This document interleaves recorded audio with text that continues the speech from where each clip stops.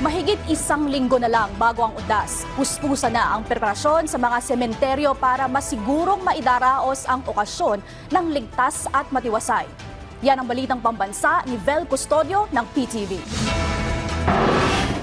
14 na police station sa Manila ang magtutulungan sa checkpoints, lalo na sa paligid ng mga sementeryo. Meron tayong skeletal deployment na mangyari itong October 27 hanggang October 29.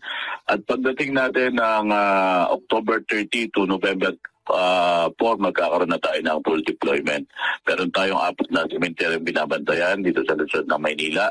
Dito yung Manila North, Manila South, Chinese at saka La Loma. Nakikipagtulungan ng Manila PNP sa ilang ahensya, kabilang ang MMDA at MDRRMO para siguraduhing ligtas ang pagsalubong sa undas. Ayon sa Manila City Government, magde-deploy na ambulansya ang MDRRMO at Manila Doctors Hospital.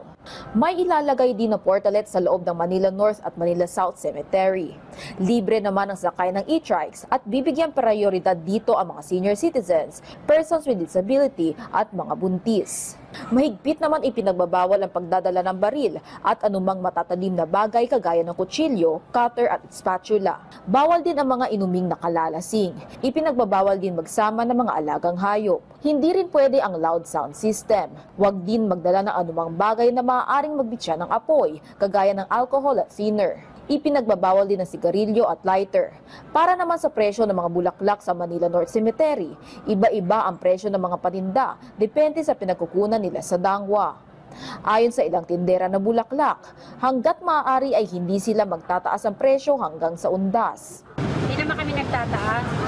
Sa dangwa mataas pero hindi kami pwede magtaas kasi yung mga buyer namin nasanay na sa ganun. Ay, yung kaunting tubo okay na. Pero kung hindi na aniya kakayanin ng tubo, wala na silang magagawa kundi itaas ang presyo ng mga bulaklak. Pag talagang sobrang taas ng kuha namin, natataas kami, nagiging 70 yung isang plastic tapos 3,200. Pag tumaas yung bulaklak. Pag mura yung kuha namin, 100, 35 isa. Sinisiguro naman nila na sapat ang supply ng mga bulaklak sa inaasahang dagsa ng mga mamimili sa undas. Mahal? 70, isang tali. Magkano po ba dati?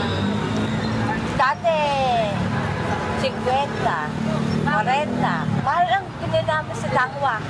Samantala, nagsagawa ng free cremation ng Tugatog Public Cemetery sa Malabon noong Sabado. Sinimulan sa blessing ang muling pagbubukas ng redeveloped cemetery. Ayon sa City Department Sanitation Division, nasa 500 labina ang nakatakdang sumailalim sa free cremation. Binuksan natin ang columbarium, ossuary at wall of remembrance para sa paggunita at pagdarasal para sa ating mga mahal sa buhay.